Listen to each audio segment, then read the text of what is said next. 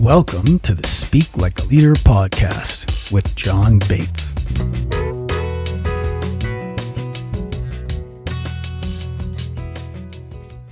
Welcome to the show. With me today, I have someone that I know through one of my big heroes, a guy named Marshall Goldsmith, who, if you don't know Marshall Goldsmith, just do a quick internet search for Marshall Goldsmith. Go find him. Go follow him. The guy is fabulous. And the people that he attracts to himself are also fabulous. So my guest today has coached and trained over 40,000 professionals and is focused on the fact that leaders have much more power than they typically realize or using. And I want to come back to that. Dr. Sharon Melnick is a Marshall Goldsmith Top 100 coach, and her third book, In Your Power, React Less, Regain Control, Raise Others, has just come out. And she hosts the popular podcast, The Power Shift, and you can find her at inyourpowerbook.com. That's inyourpowerbook.com. So, Dr. Sharon, welcome. Oh, I'm so excited to be with you, John. Well, thank you. I'm excited to have you. And let's go back to that opening line of leaders having much more power than they typically realize or are using. And I'm just going to go right for the jugular on this one. That is when things go wrong. I think a lot of times leaders who do not understand how much power they already actually have try and overcompensate for that and do stuff because they're insecure and they don't get the power they have. That's tremendously destructive. Yeah. And so what you're referring to there is that they're not making the distinction between being in power and being in your power, right? Good. And so, great. Right. So yeah. they're in power, like they literally have positional power and they can make hiring and firing decisions. They can set the strategy, but they may not be in their power, meaning that they know how to stay good in them and confident and clear so that they can act in a way that they get the outcome that they want for themselves, but actually make it, better for everyone. And we're going to start riffing and enumerating the powers that a leader has. And amongst them is that the leader creates the weather on the team. But the leader starts by creating the weather inside of themselves, right? And that's sort of, that distinction between, if you're in a position of power, but if you're not in your power, then you're going to be using the position or you're going to be acting in a way in order to try to, regulate your own self-esteem or feel like you have control, right? So then this is where it all goes afoul and we have, toxic bosses or, leaders who, don't see us. We don't feel, heard and all that. So when that is the case, look, everybody is on a growth curve. So, the leader might be where they are on their journey. Yes. However, when you're not in your power, it sets you up to act in ways where you act toward other people in a way, you involve other people in order to try to get that sense of security and feeling worthy and valuable in your own self. And so this is when, perhaps you'll put down other people in order to feel one up in yourself. Or you won't make the tough decision or have the important needed conversation because you are limited or you feel uncomfortable and you don't know how to manage, your own discomfort. Or you might micromanage other people in an effort to try to manage the perception of your peers or of your higher ups, right? And all of this in order to be, try to look perfect and you're not being aware that you're grinding on your people or on your own time, right? So there's many examples. We could quantify the examples of this, but that's the idea. Actually, is that you kind of give precedence to managing, trying to get into a good state in yourself rather than the real opportunity that you have as a leader, which is to leave a legacy, to lead people forward in what we're here for, and actually to appreciate that growing power in other people grows your own power. Yeah. Good. I love that. It reminds me of something that I was taught that really made an enormous difference for me. Like taught this years ago. Someone pointed out to me that there is actually no such thing as arrogance. There are people who act arrogant, but there's no such thing as arrogance, because arrogance is always and only another face for fear. And I was like, wow, okay. And so I really took that on. And, so when I'm on my game and someone's acting arrogant, I don't meet that arrogance. I try and think more deeply about, okay, well, what is it I could do to put them at ease, to allay some of their fear, to make them, help them manage that internal state that they're, trying to get better with by getting stuff on everybody else around them, right? Yeah, well, let's clone you. Let's have more people who are able to see that have a deeper understanding and meet others with compassion. Because most of the time, so that's really a way of, being able to connect and to kind of help everyone transcend the situation, right? And this is a really good example of when you are in your power, you raise everyone around you. So this is a really good example. So because you are able to source your confidence from within, or your feels, and you have a good sense of your own value, then with a domino effect, you are able to bring that presence to other people so that you can see, have more X-ray vision into what's going on with them. You can bring that sense of compassion, immediately. You know how to calm yourself down. You can lend that sense of calm, to other people and help them to feel safe in your presence. And this is why it's so important that each of you listening, kind of be in your power. Of course, it feels great for you. We could talk about this, but it's not only that, actually, is that it creates a ripple effect. And honestly, if we just take this meta, for us to create the world that we want to live in, this is where it starts. Totally agree. Being in your power. Sharon, I would love to know what you think of this, because one of the things that I find myself saying to the people that I coach, I do a lot of one-on-one executive coaching with these kinds of leaders that you train. And I find myself saying to them on a pretty regular basis, something like, okay, look, what if all those things that are so good about you, that people tell you are good about you, but that you're not really sure are truth, right? Like you're not really sure that you're actually all that. What if you just knew down in your bones that you actually are all that, that you do have those skills, you do have that power, you show up that way, like that really awesome way? What if you just knew that in your bones? Now, what would you be responsible for? Because I think sometimes it's a little bit of running away from what we actually have, right? Like, I don't want to be, who am I to be that wonderful and that great, right? Like I have Marianne Williamson's quote right here, so I can just turn around and get it any time, right? But we're not afraid of our darkness, we're afraid of our light. Well, what would you be responsible for if you knew you actually were all that? Yeah. Well, what a beautiful, provocative question. And, there's a colleague of mine, Ron Carucci from the Marshall Goldsmith Top 100 Coaches community, and he did a 10-year study of executives who rise into positions of power. So he studied power and how it's used and all of that. And so he learned a lot about what makes, people successful in terms of how they use their power. Lots to say about that. But here's the number one finding in terms of the number one abuse of power. Now, I'm sure we all go in our minds to some place based on our own experiences, what you think I'm going to say. But what they found is that the number one abuse of power was, drum roll, not using it. Wow. Not using the power that we already have, right? And now we're uncomfortable with this idea of power.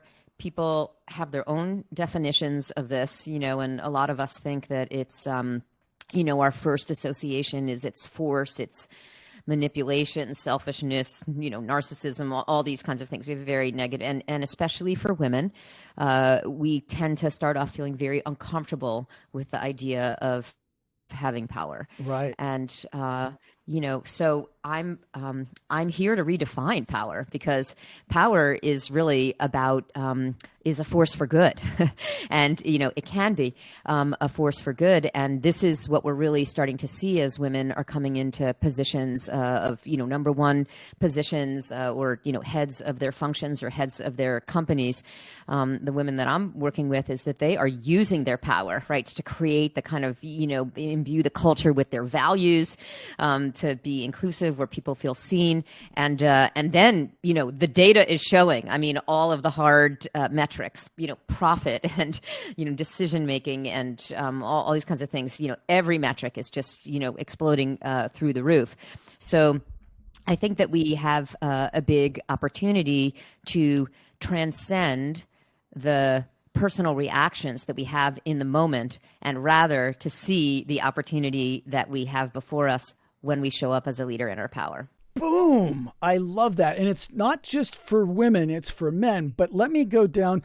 I want to pursue the woman thing, because I just got back from India, where I spoke at this big, huge ashram. And basically I spoke to an entire city. It was 700,000 people. And it was a 3-minute talk, so it was very quick. But the basic point that I made was, we need to protect and empower women, because anywhere on earth you measure, on any measure that matters to human beings, wherever women are doing better, everything is doing better. Everything, right? And that's what I just heard you say. When any leader, but particularly a woman leader, gets comfortable with power, sees it as a force for good, and then goes in and uses it, the data shows it works. Things get better. Is that what I just heard?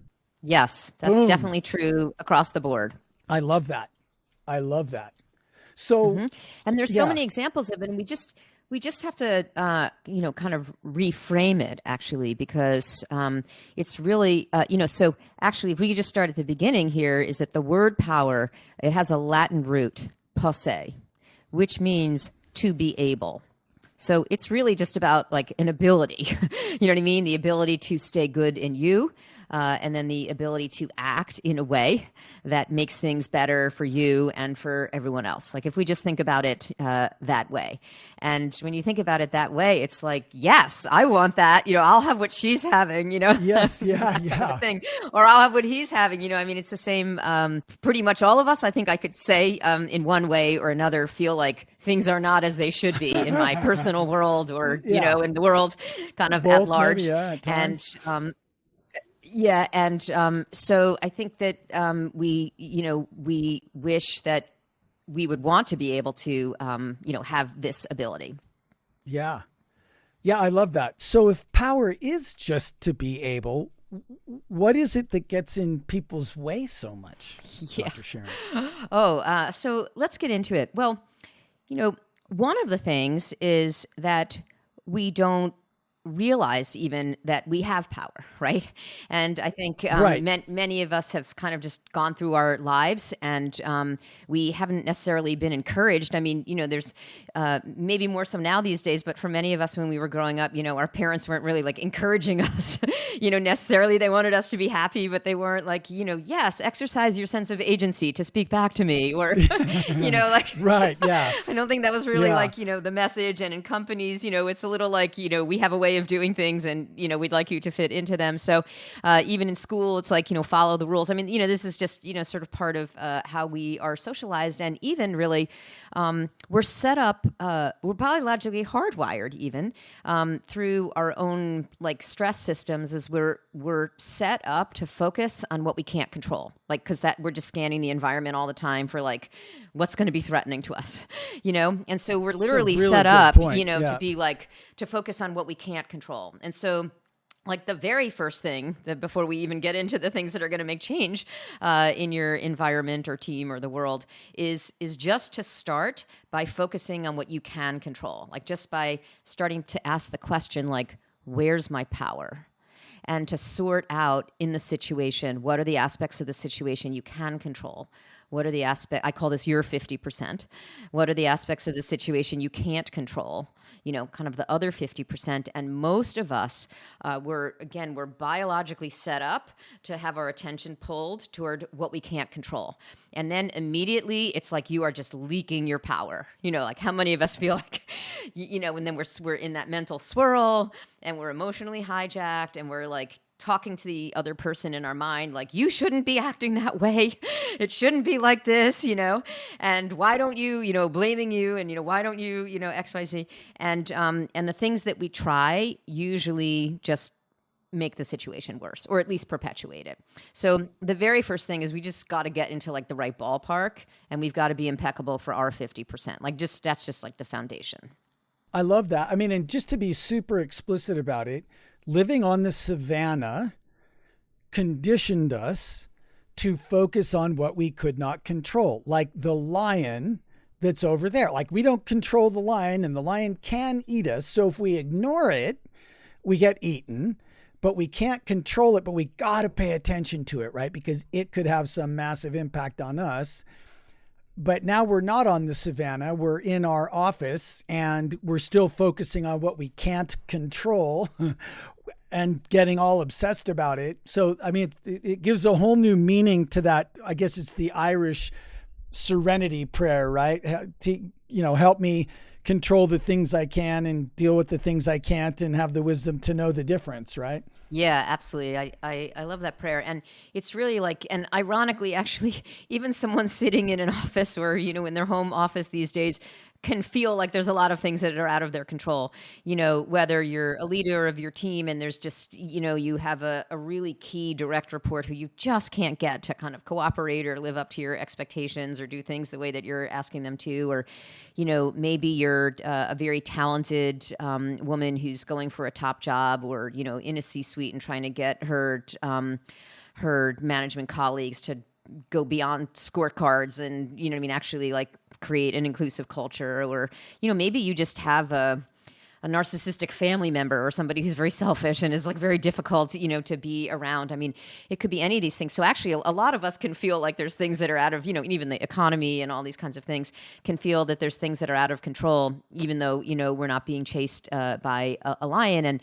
And what you were saying, the way that you helped us understand it so vividly is that if we're really living our lives just kind of reacting and trying to protect ourselves from the things that we can't control, or just spinning, feeling like we're done to by them, then we're really just living out kind of this hardwired biological imperative, but we're never really overcoming that and kind of living with intention and becoming kind of who we can be and making the contribution that we're here to make.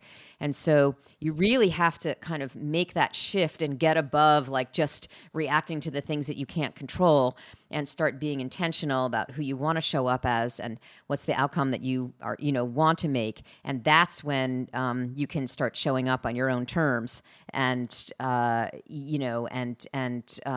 soon as you start showing up as on your own terms, then when you're in your power, you change the power dynamic.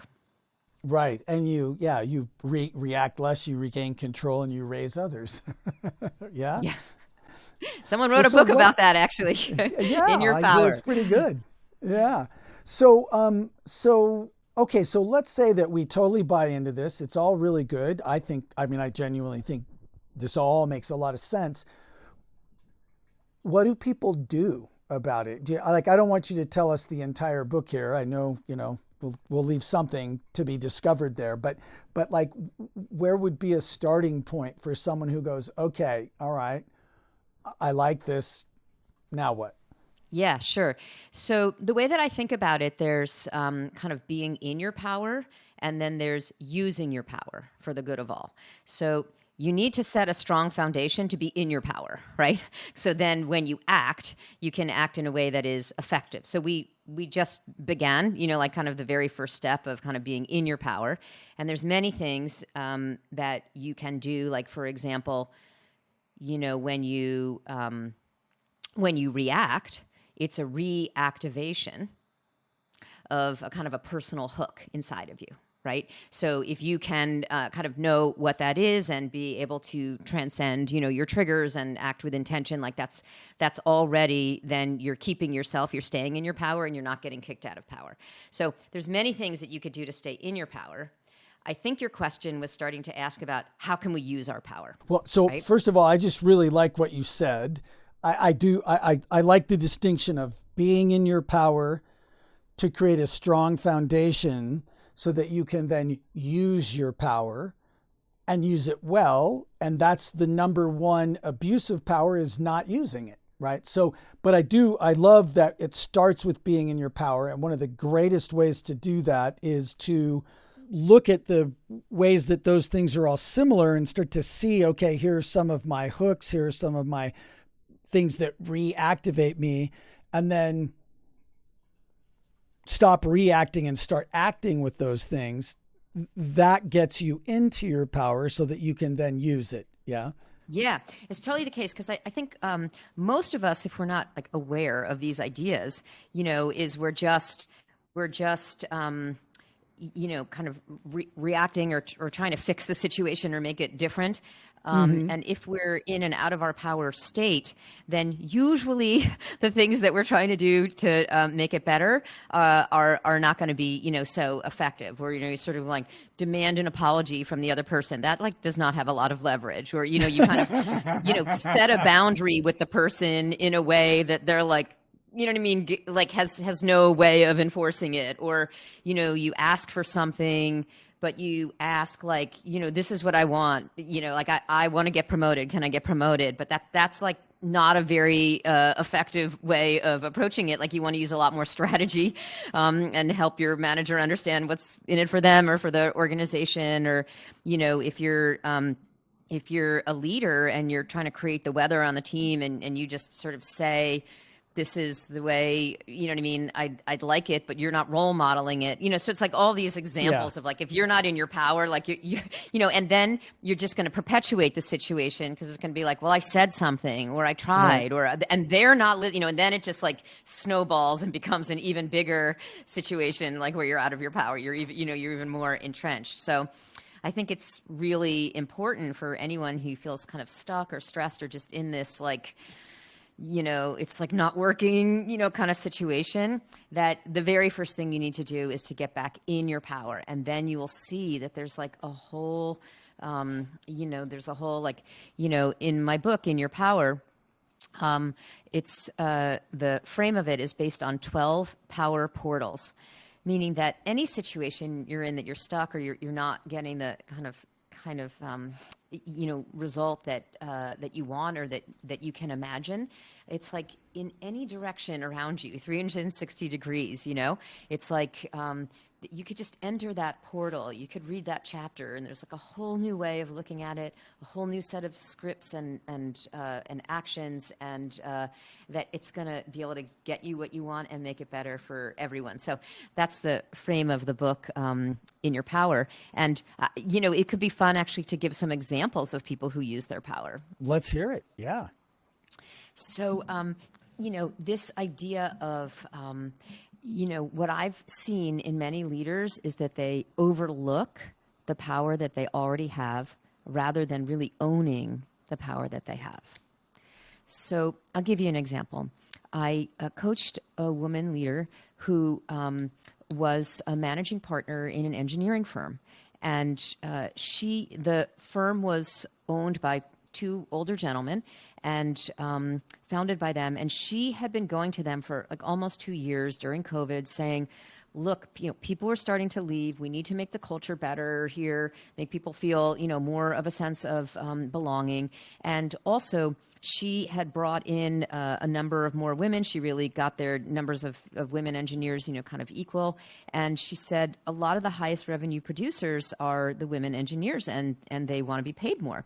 So she had brought this to the owners, and she had gotten the equivalent of, the answer was kind of a postponement, Yeah. not kind of a tepid response, Yeah. but yeah. And she felt like it was kind of a pat on the head, like, yes, yes, to my child, like, don't bring these things to me. She took it personally. She, felt, like she wasn't enough, or she was, resentful that they weren't kind of hearing her, and starting to spin whether this was the right place to bring her value, and she started to second guess herself whether this was a really realistic vision. I mean, this is what happens, right? Yeah. And so when we first started working together, she felt like, well, she didn't really have a lot of power. Like that's how many of us start, right? But you have so much more power than you think you do. So, for example, she had so much relational power. She just started at the partner level, leading discussions about how they wanted the culture to be, and she empowered herself to start making some of those changes. And she also had the power of persuasion. So once she was really able to identify what the owners wanted, which was a good exit, right? Then she made relationships with the board members. She helped them to appreciate that recruitment would be impacted, that retention was going to be impacted, or how she could help improve it. And she actually, brought in the data to make the business case about more diverse culture, and and tied it to the cap tables, et cetera. So it was a whole strategic influencing campaign. You have to be impeccable for your 50%, right? You can't just kind of go to the owners and say, like, can you just make this change? It's like, so she really had to, do this whole strategic influencing campaign. So she had really set everyone up. Everyone was already she's kind of near the tipping point. And then she did the final power move, which she went to the owners. They had already been having these kind of conversations. Everyone was near. And she said, look, she kind of shared her powerful truth. And she said, what I really want is to be an owner in a firm. And this is important. Compensation is important to the other women now that I've made a women's network here. And, I'm going to have that here, or I'm going to have this elsewhere. Which do you prefer? Yeah. So Which the ultimate is power legitimate. move, being in your Yeah. power, she owned her value, and Yeah. and that's how we got to the result.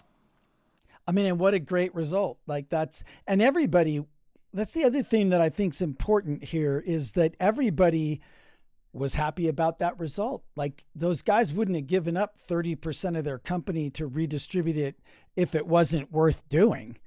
That was Absolutely. worth doing, and that company is going to do better because of it. And they'll be really happy they did that, because, that's how those things go, right? Now they're going to be much more successful, et cetera.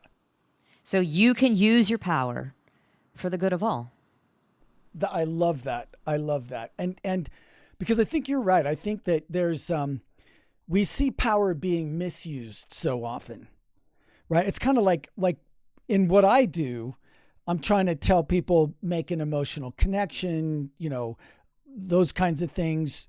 When it comes to leadership and communication, people really shy away from telling stories, making an emotional connection, being vulnerable, because they've seen other people do it badly and with nefarious intent so often, right? And I think it's similar with power.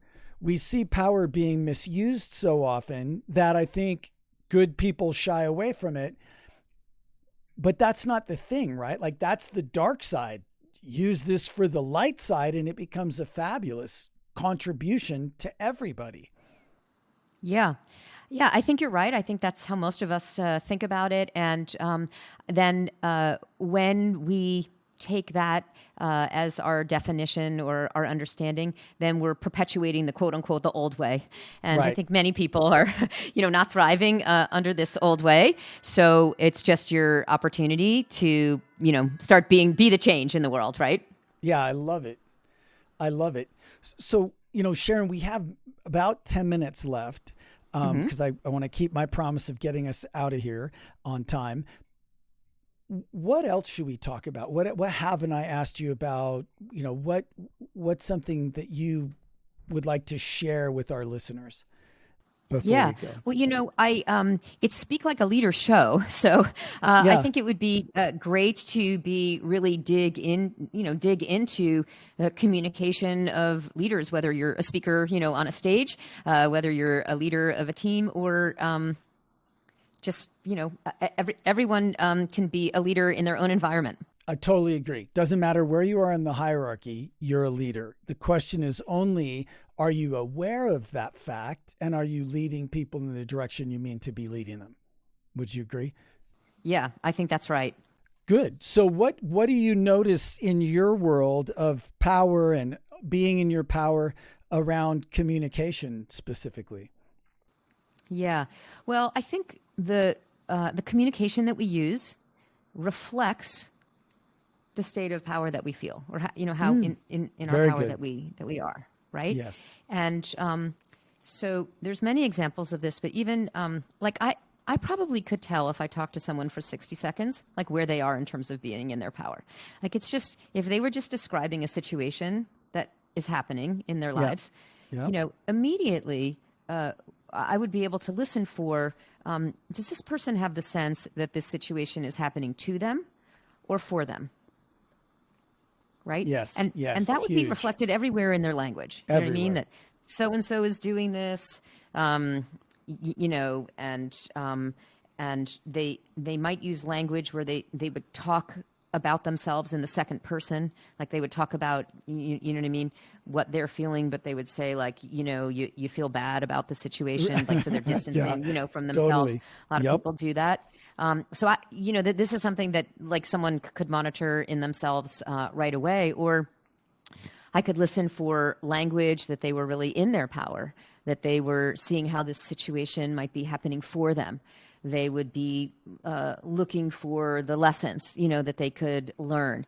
They would be seeing how this situation is preparing them for something bigger or better, or that is on the way. Right.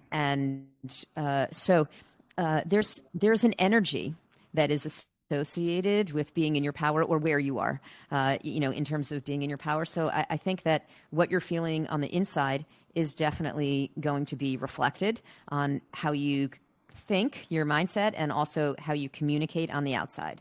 I totally agree. One final little thing that I just think I notice in kind of everything that you're saying is how important it is as a leader to be in your power, be right with yourself. And here's the thing that I attribute a lot of this to is mirror neurons, right? Like if I'm over here being insecure and needy and trying to get everybody to prove to me that I'm okay, that's going to create a whole different set of conditions over there with my team than if And what they feel they can bring to you or not bring to you. Yeah. Exactly. Versus me being in my power, having recognized and set aside my triggers and stuff, and really get the power I have and then go use it for good. That creates a whole other set of teammates over there, even if it's the same people, right? Yeah, it totally is true. And when I say the leader creates the weather on the team, really, this idea of being in your power, it's almost like an energy efficiency model, or it's like an energy model, because it's like, where is your energy and attention going to? And then what are you setting up your team members in terms of where their energy and attention is going to? Now, look, you can't control everything about your team members, but you can be impeccable for your 50% and really maximize, you know what I mean, the environment that will help to inspire them and make them feel connected to you, and that's really the opportunity, and you can control that, and really Boom. you can control that as you go throughout the day. Like being in your power is a lifestyle. It's like in every situation, you always have that opportunity to bring that and then to create that ripple effect going forward. I love it. And listen, I notice our time, and I really appreciate you joining us. I think that's an excellent note to end on. I mean, that's perfect. And thank you very much for joining us. And thank those of you who are listening. Thank you for joining us. If you like the show, please tell some friends, give us a 5-star rating so other people can find it. And Sharon, I look forward to keeping in touch and hearing how all this goes. And thank you for pointing out that we all have more power than we realize. And, That's absolutely the case. I just think that's And beautiful thing I was to just going remember. to say that it's totally, we all need to remember this. Thank you for, embodying this yourself. And for listeners who are ready to be in their power, head on over to www.inyourpowerbook.com. That's just where, once you purchase your book, if you give us your information there, I have some, bonuses where I'll share with you some quick start workshop and resources. And also consider the book as a fantastic holiday gift for anyone in your life that you want to empower or see in their power. Because when you're in your power, you raise everyone around you. InYourPowerBook.com. Awesome. Good. And we'll put all that in the show notes. And thank you for joining us, Sharon. Thank you for listening. And we'll see you next time on Speak Like a Leader. Show. It's really been a delight, John. Thank you so much. Likewise. It's a joy to talk to you. Thank you for joining the Speak Like a Leader podcast. Go be awesome.